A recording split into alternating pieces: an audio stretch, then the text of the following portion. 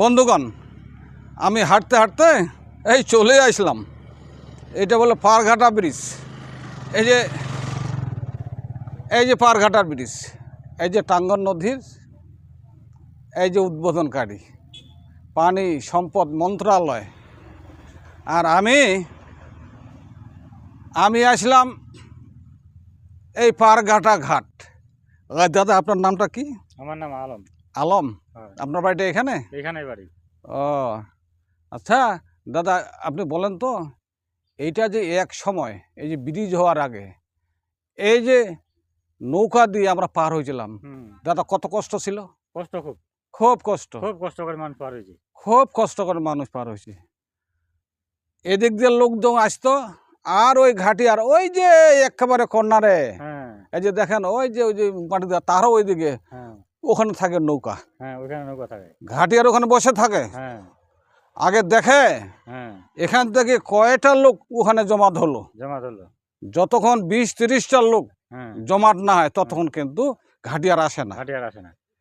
কাজেই এমন একটা দুর্ভোগ ছিল। আপনি যেহেতু এই এলাকার মানুষ, সব কিছু আপনি জানেন। আর আমার এই অত্র এলাকার মানুষ, কত মানুষ এই যে যার অসুখ ব্যারাম, মহিলা রোগের জন্য কত লোক ভাই মারা যায় খুব। নৌকা আসতে আসতে ভাই কাম শেষ। তো এদিককার নদীর ওই পারের মেয়ের বাপ, ছেলের বাপ আমার এদিকে মেয়ে দিতে চায় না। কেন? কিভাবে পার হবো? ঘাটের এত চাপ। আর যে ঘাট ভাই আছে, যে ঘাটিয়ার, ও ভাই ও ও চারে না পয়সা নেই না কম। মারাত্মক ব্যাপার। এই জন্য ভাই আমি আজকে আসছি এই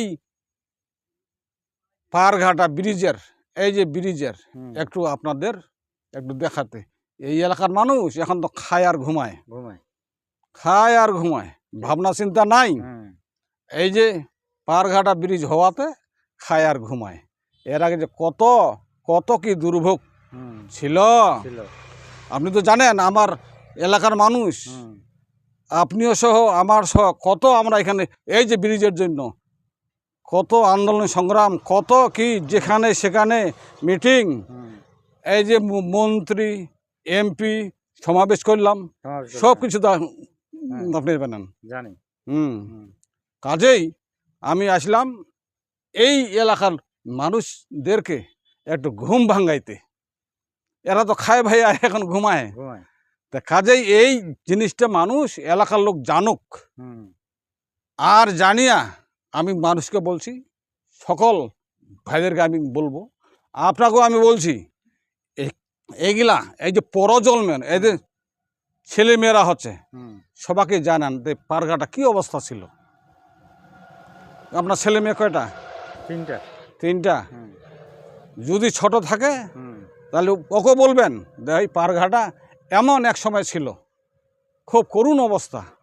এইলা যেন তারা স্মরণ হয়ে থাকে। হ্যাঁ, আপনি কি এখন কি এই ধান কাটতে আসছেন এই জায়গায় নাকি? ও তো যাক ভাই, আমি একটু ওই ব্রিজের উপরে যাই। আপনি দাদা যান, আপনাকে ধন্যবাদ, অসংখ্য ধন্যবাদ। আলম না? আলম ভাই, আপনার ধন্যবাদ। ঠিক আছে, আমি একটু হাঁটতে হাঁটতে এই যে ব্রিজ, এই যে সাইনবোর্ড,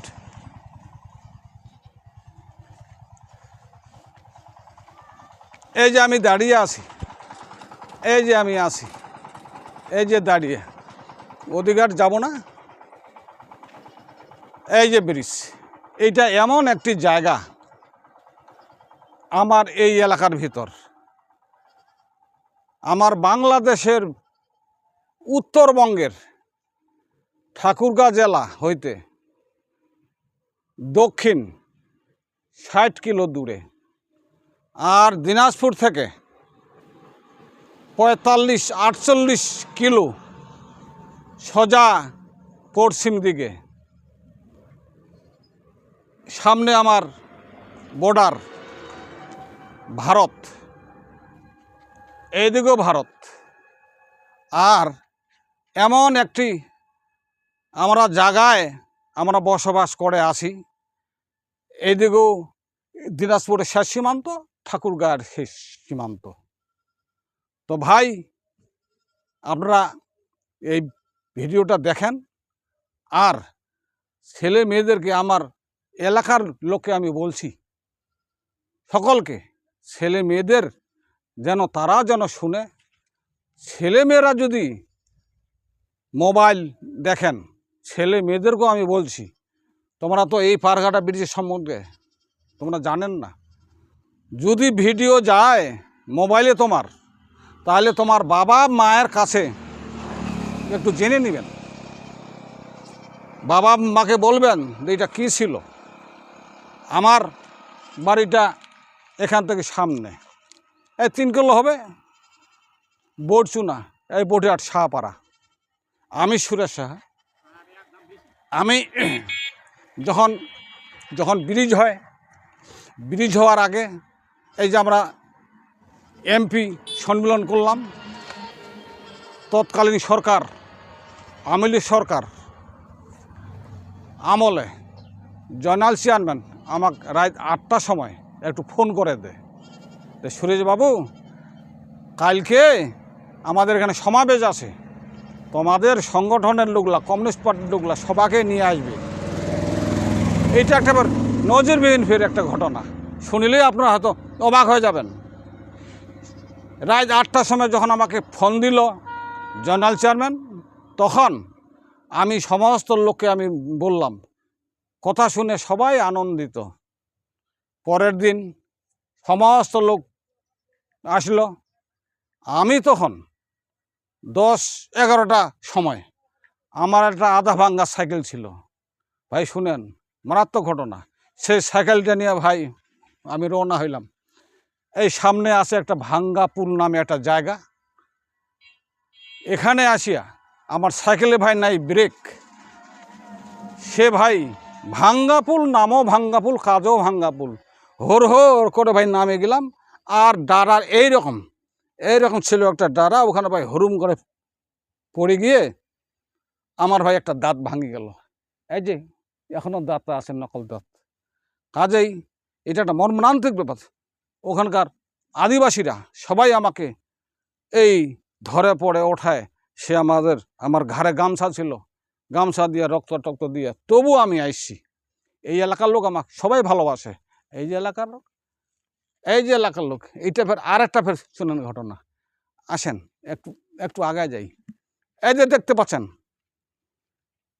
এইটা বেদদহি গ্রাম, জগন্নাথপুর। এখানে খেকিরডাঙ্গা নামে একটা জায়গা আছে। এই খেকিরডাঙ্গার মানুষ আমাকে সবাই খুব ভালোবাসে।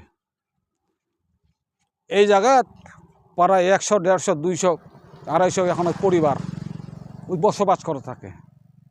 ওরা সৎ সরল লোক, আমাদের ভূমিহীন লোক, কিন্তু জমিটা 80 একর জমি, একটাই দাগ, ওখানে বসবাস করে থাকে।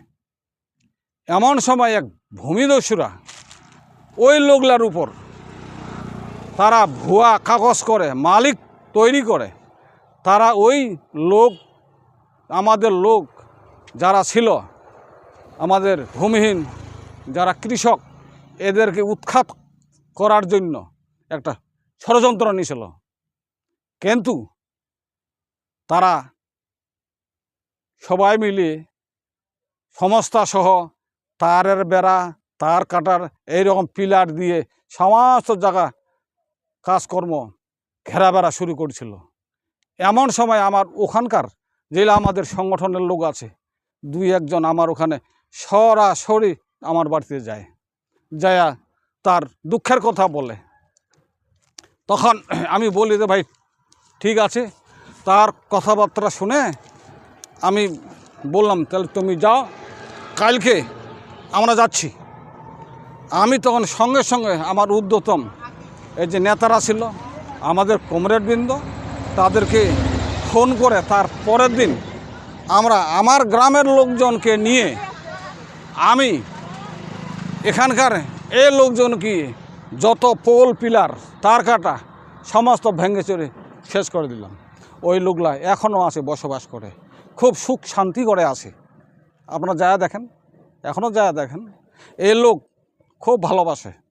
আমি তাদেরকে সাহায্য সহযোগিতা দিই। আর ওই যে ওই পাশে সিরাইল কাটাবাড়ি, আমাদের ওদিকের লোক আছে, যদি বান বন্যা হয় আমি তাদেরকে আমার বন্ধুদের সহযোগিতায়, তার সহযোগিতায় ওখানে চাউল, চূড়া, আটা, গম সমস্ত দিয়ে থাকি। আমার এলাকা তো আমি দিয়ে থাকি, চাউল ডাউল, আটা, ময়দা, কাপড়, কম্বল, চিনি, চূড়া সমস্ত দিয়ে থাকি। আপনারা দেখেন, কিন্তু আমার এলাকার কয়েকটা লোক ভাই আমার সাথে হিংসা করে।